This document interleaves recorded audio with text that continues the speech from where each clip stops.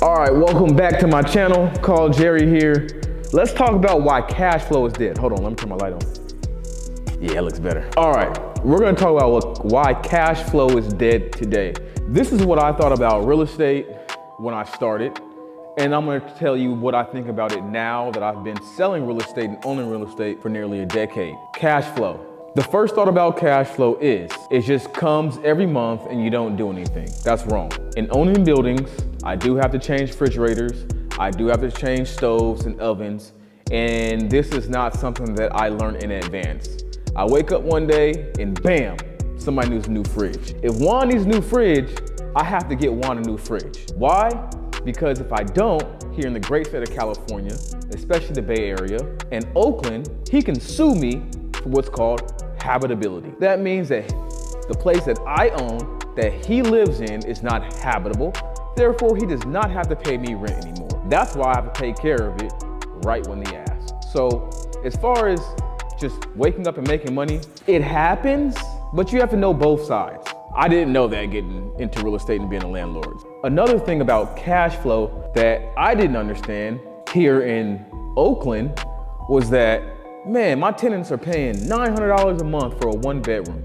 That means that if I buy the building and I know that really 1-bedroom apartments are selling for about $18,000 to $2,000, that right when I buy the building, I just increase the rent. We have something called rent control here in Oakland.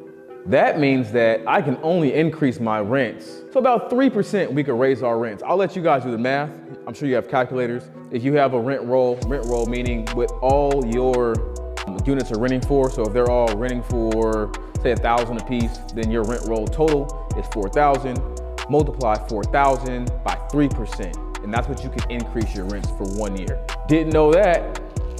I had an idea, but I didn't know it was so strict. That's another thing you need to know about cash flow here in the Bay Area. Another thing that kind of threw me off being a landlord was that I have to pay the city a business tax for every unit.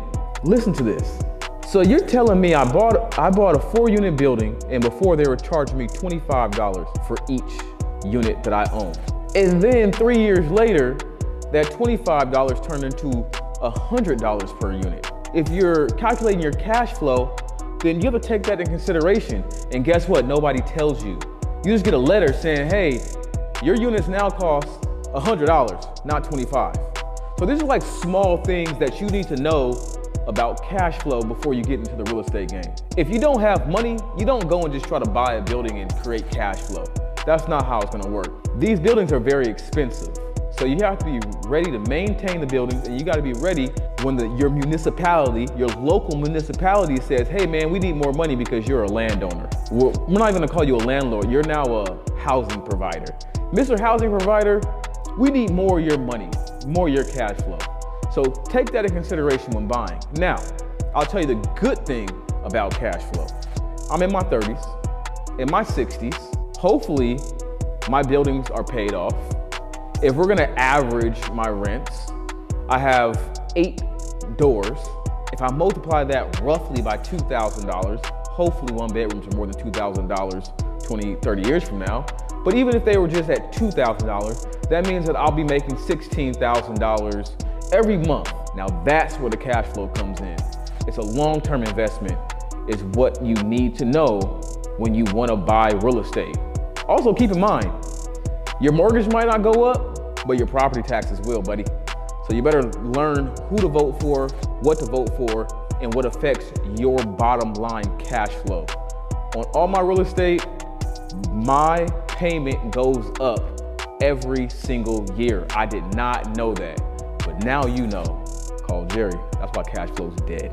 Oh yeah, keep in mind, interest rates are 8%, and buildings are so expensive that you're gonna have to put too much money down to really make any cash flow. So when someone asks me to buy a building in the greater Bay Area that cash flows, I tell them they better have a big bag to put down, a huge deposit for it to make sense.